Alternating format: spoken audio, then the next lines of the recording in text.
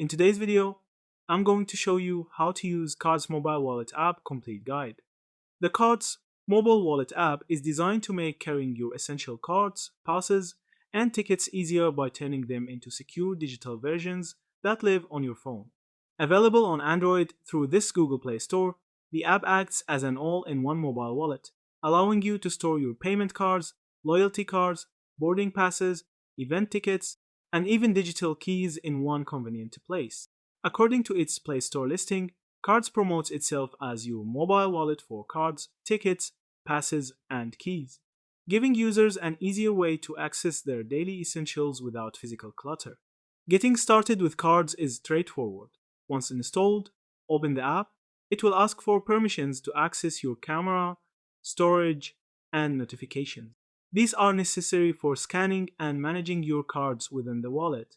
When you open the app for the first time, you'll need to either create an account or log in with an existing one.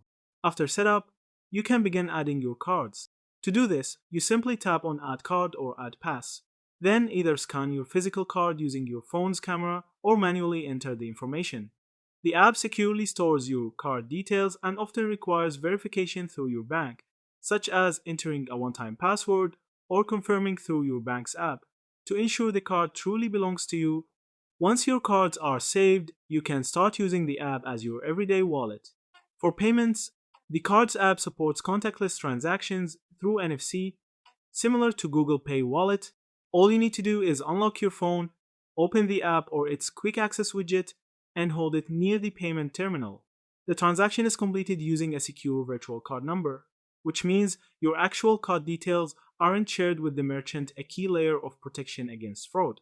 Beyond payments, Cards also makes it easy to organize non-financial items like loyalty programs, boarding passes, and tickets. Security is a crucial aspect of any wallet app, and Cards incorporates multiple layers of protection. However, you should still enable two-factor authentication on your Cards account.